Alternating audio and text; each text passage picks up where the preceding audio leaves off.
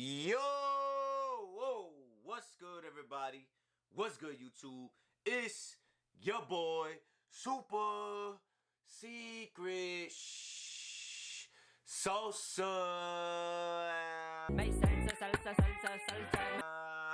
I am back once again with another reaction video, man. This not gonna be a Call of Duty reaction video for all my other fans out there. For my other fans out there that want to watch anything else but Warzone, man.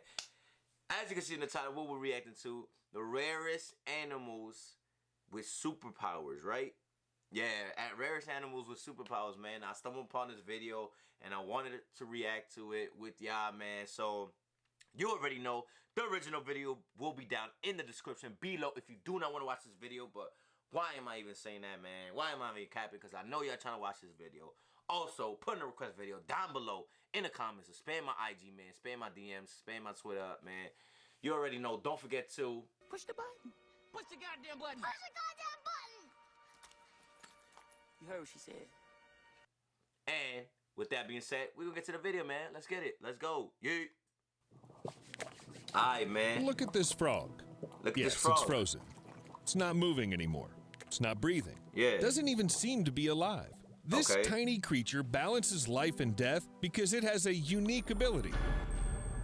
Today you'll find out which animal uses real hypnosis, who the real animal ninja is, how spiders learn to fly, and how this bird got 8 legs. Whoa! Let's go.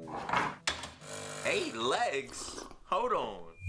Do you think a spider can breathe underwater? Well, the diving bell spider can. Oh, that's True, it crazy. has no gills and other useful devices that fish have, but it does have an amazing ability. Maybe it's even a little bit of a wizard. Have you seen the 4th Harry Potter movie? We need that scene in the lake, the second trial of Tri-Wizard Tournament, and Cedric Diggory.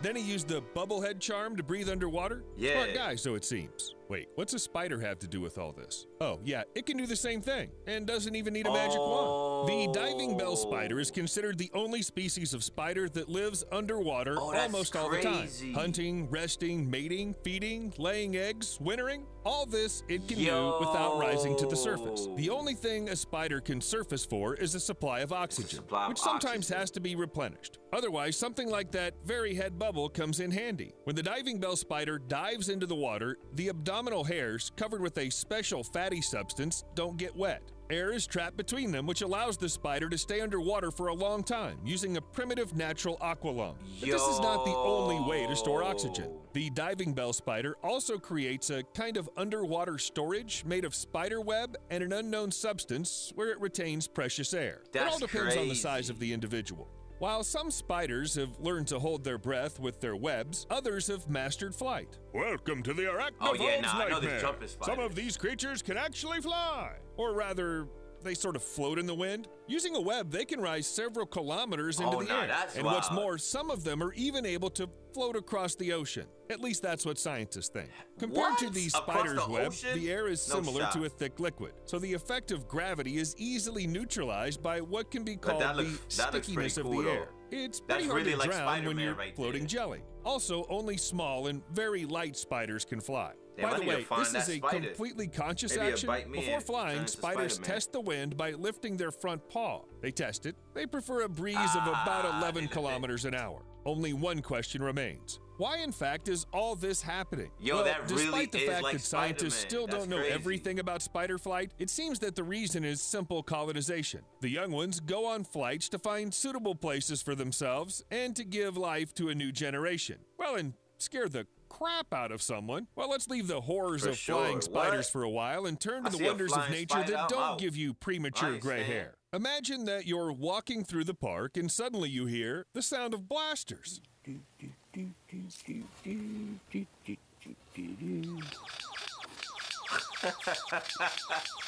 Seriously, the stormtroopers are missing again. Wait, why would there be stormtroopers near my house? No, you're not crazy. There's just a lyrebird lurking somewhere in the bushes. Oh, that's how they sound? Lyrebirds are amazing creatures that can imitate natural and artificial sounds with amazing accuracy. In general, it absolutely doesn't matter for them whom or what they imitate. Other birds? Sure.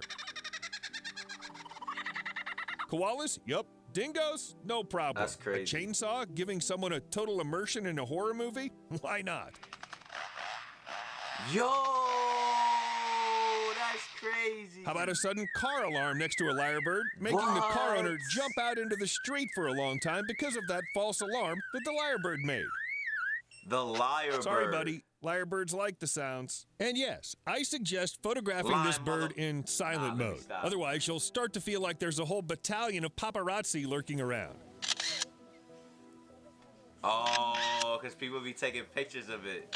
Dogs barking, babies crying, cell phone ringtones, fire sirens, even the sound of a human voice. Nothing seems impossible for the lyrebird. Man. They even know how to teach each other different sounds. There was a known case where a man played the flute next to his domestic lyrebird, and the latter then sang the melody to his wild congeners in the park. Damn. Oh yeah, I forgot to tell you where this bird lives. They look kind You of crazy. probably guessed it. What? Australia is home to some truly amazing they live in creatures. Australia. Unlike lyrebirds, onychophorans or velvet worms are also found outside of Australia. If you run your finger over an onychophora's body, it feels like you're touching velvet. But it's better, perhaps, not to touch them. The cuter the caterpillar, the more poisonous it usually is. Yeah, However, the ability of velvet worms isn't in the venom at all, but in the way they hunt. Spotting a potential dinner, they just shoot a special slime at it. Ugh. Like from cannons. Only instead of cannons, they have glands near their mouths. Believe it or not, they can shoot at a distance of up to 1 meter. A single shot is usually enough to cover the victim completely. While the mucus solidifies, the insect can't get out of it,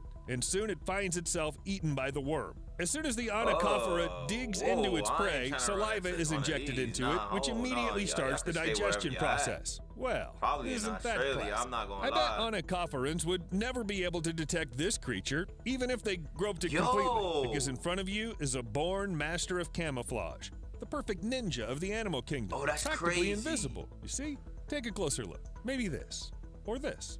Wait, that's just what? a leaf. Okay, I'll be honest. I didn't find it I right was away looking at that myself right because there. the giant leafy thing doesn't want to be discovered at all. Yep, this slightly rotted look leaf at is an this. insect that Yo, lives I in the would- tropics of Malaysia man. and can reach You know 10 how centimeters in many of length. these things you However, probably even would such walk large into, like specimens a have simply forest or a divine jungle or camouflage something, or, skills. like, Not only do outdoors, they look and- like and then leaves, one of but they these just also chilling in the behave tree. like leaves. They And you don't wouldn't produce even oxygen. notice. They barely move during the day. Even if you poke them with your finger, That's the leaf hoppers crazy. won't That budge. really looks like and a only leaf. towards dusk will they Oh, go nah, munch see? on some leaves. Now, when leaves caught, fall the adults down make a and when one peculiar gets close to noise. me, It I'ma- resembles a bee's be a little buzzing shook, sound man. and I'ma scares be a away little- a lot of predators. I'ma be a Think little it's a way scared, to man, protect 'cause yourself? But who it needs to could be grow one of teeth or these any right here. poisonous hairs when you look like a leaf and behave like a leaf?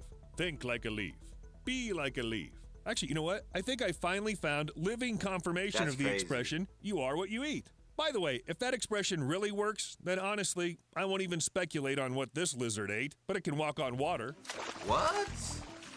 Oh, that's the running Or rather lizard. run very fast. It looks The one that insanely runs funny. on water. I seen one of these before. Yo, that's crazy. I don't know why, but I Look at can't them. watch quietly as it runs away. And here's another fact for you. This lizard is called the common basilisk. Just imagine that it's not a giant snake the crawling through the common pipes inside basilisk. Hogwarts, but something's running. And it's that. It seems that such a choice I of gotta monster see- I gotta would see one of slightly these in real undermine life, Slytherin's man. I credibility.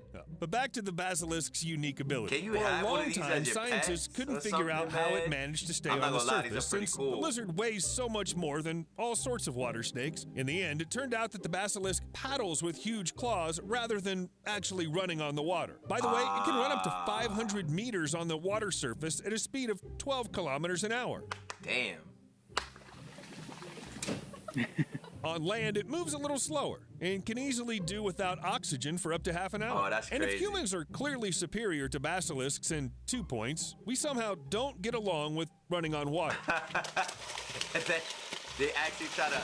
Oh, he was doing. Someone's already invented special shoes and liquid mountaineering, but let's be honest, we're not going to get into the Slytherin Hey, man, beasties yet. I'm So, not gonna lie. you better take a look Close. at this picture. The bird a with 8 bird legs. with lots of legs? Sometimes nature Hey, makes very strange hold creatures. on. I guess this Whoa. creature must run fast or jump high. I don't know. Why would anyone even need so many legs? Sorry, no offense, millipedes. Okay, actually, a jacana, like all other birds, only has 2 legs. The rest belong to the chicks who hide under the father's wings. Actually, even the 2 legs of jacanas are quite unusual. Because of their elongated toes and claws, the bird's weight is distributed over a larger area, allowing them to walk on leaves floating in the water. And they do it rather quickly. As soon as a predator appears on the horizon, the caring parent hurries to the chicks to hide them under the wings. It's believed that sometimes the chicks fall from the leaves, and then the father fishes them out, dries them, and warms them.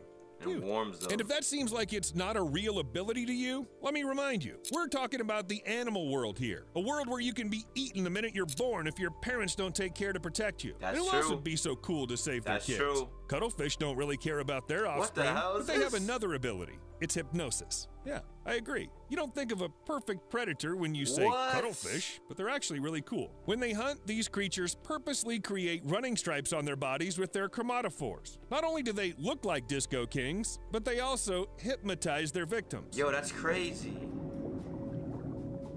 You would think that crabs and shrimps have enough intelligence to realize that danger is approaching them, but on the other hand, it's really Yo, there's so many animals beautiful. and so many Seems that fishes the mud and skippers stuff looked at just all on this disco planet. and It's decided crazy. they don't need all that underwater life. Never mind that the skippers live in a completely different region. They became amphibians for a reason, right? You could say that they are fish that have made it to land and learned to survive everywhere. In contrast to other tidal fish, Yeah, that's mud wild. skippers don't hide under rocks look when like the water fish level and they on changes, land. but come out on land and actively crawl on it. They move by jumping and leaning on their strong, elongated front fins. But they don't- Some of hold the mud on, skippers these- can climb up these dudes roots don't and trunks of survive that long, trees, man. holding Look on how to them small using they their are, suckers, man. modified pelvic fins. They get eaten What's by a more, they snake or even something. manage to put up a fight for territory, they be then throwing calmly return to the fins. water and behave as a decent fish. We'll see you later. That's crazy, man. That's crazy. Very, very interesting video, man. But you already know, man, that's the video, man. Don't forget to like, share, and subscribe. And if you don't this time, you will next time. I'm out.